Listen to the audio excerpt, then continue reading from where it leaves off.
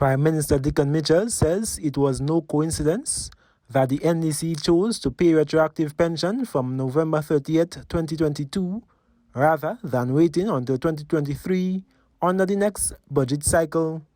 He says the former NMP administration was allowed to suspend some clauses of the Fiscal Responsibility Act by virtue of the declaration of the state of emergency as a result of the COVID-19 pandemic. Prime Minister Mitchell adds that the suspension essentially waylaid the operations of the Fiscal Oversight Review Committee.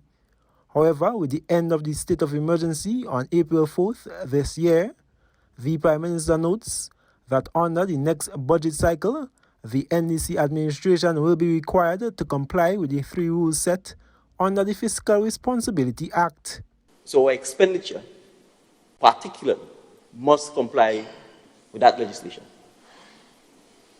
Therefore, the opportunity, for instance, to pay the pension arises now.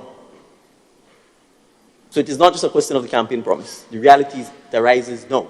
And therefore, we have the fiscal space to do it now, and we must do so. Because it may not be permissible under the fiscal responsibility rules, which will be in place the next budget cycle. Meanwhile, one of the stakeholder unions, which represents some of the retired public servants, has welcomed the passing of the Supplementary Appropriations Act 2022 in the lower house of Parliament, which provides financial backing to retroactive pension payments. Public Workers Union, we are very happy. Overall, we are extremely happy with the move by this new administration.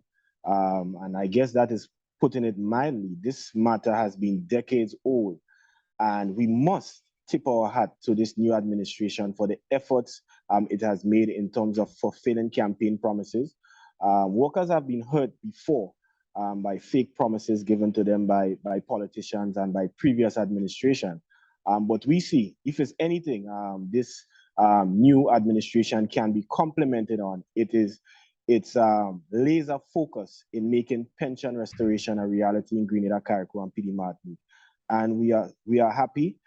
This is very transformative in the sense that lives are going to be changed. Lives are literally going to be saved because people will be given an opportunity to improve their standard of living.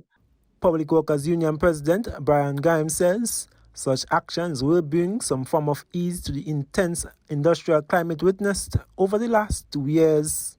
So once it is managed properly, we are confident that they can fulfill their mandate based on the fortunes, the windfall they have met in coming into power, in coming into administration.